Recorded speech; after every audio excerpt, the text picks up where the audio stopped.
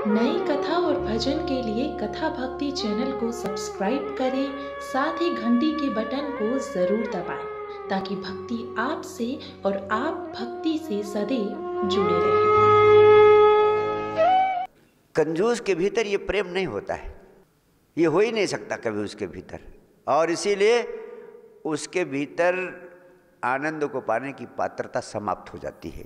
कंजूस व्यक्ति धन की तिजोरी भर के रख सकता है, लेकिन वो कभी आनंदित नहीं मिलेगा तुम्हें जिंदगी में। तुम्हारे भीतर प्रेम है कि नहीं है, इसकी कसौटी यही है कि तुम्हारे भीतर दूसरों को देने में, दूसरों को बांटने में, दूसरों को आनंदित करने में मज़ा आता है कि नहीं, अच्छा लगता है कि नहीं। अगर अच्छा लगता है तो समझना ये कसौटी है जानने की कि तुम्हारे भीतर प्रेम की तरंग है, प्रेम की तरंग बढ़ रही है। ये जानने की कसौटी है कि तुम वास्तव में सब कुछ पाने की पात्रता, यहाँ तक कि आनंद को और परमात्मा को पाने की पात्रता तुम्हारे भीतर पैदा हो रही।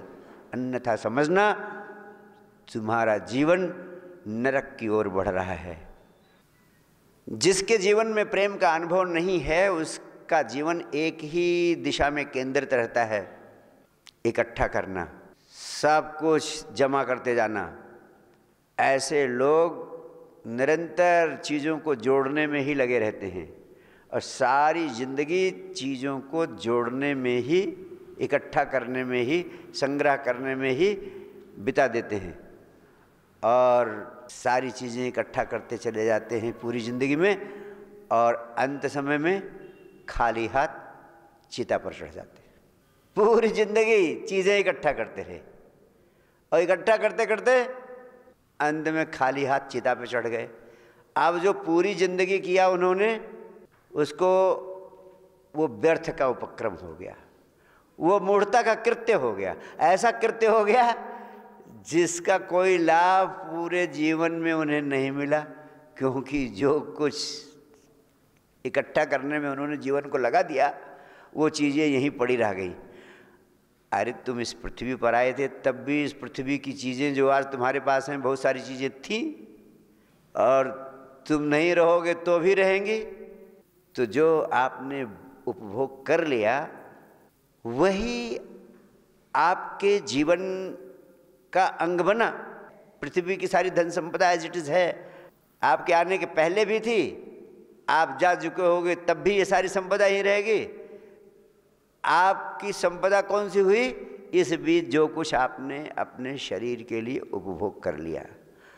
और इसीलिए जो ऊर्जा आपकी है इस जीवन में, कहीं व्यर्थ के उपक्रम में न लग जाए, उसका अधिक से अधिक कैसे सही उपयोग आप कर लें, इसी एकमात्र महत्वपूर्ण कार्य में सद्गुरु की उपयोगिता है कि सद्गुरु तुम्हें गैर ज़रूरी चीज़ों का अंबार लगाने की दिशा से तुम्हारी ऊर्जा को उस दिशा में ले जाता है जो तुम्हारी ज़िंदगी में उस संपदा को उपलब्ध करा दे जिसे मौत छीन नहीं सकती है। सारी भौतिक संपदा मौत छीन लेती है, लेकिन परम आनंद की एक संपदा है जिसे मौत छीन नहीं पाती है, और वो संपदा जीते जी तुम्हें उपलब्ध हो जाए तो तुम सम्राट हो गए। जीते जी तुम्हें मिल जाए तो सम्राटों के जीवन की आभा, उनके जीवन का सौंदर्य, वो भी तुम्हारे सामने फीका पड़ जाएगा। इसीलिए भगवान अष्टावक्र उपदेश देते हैं, सम्राट जनक उनके चरणों में बैठकर सुनते हैं। कृष्ण संदेश देते हैं, अर्जुन उनके चरणों में बैठकर सुनते हैं।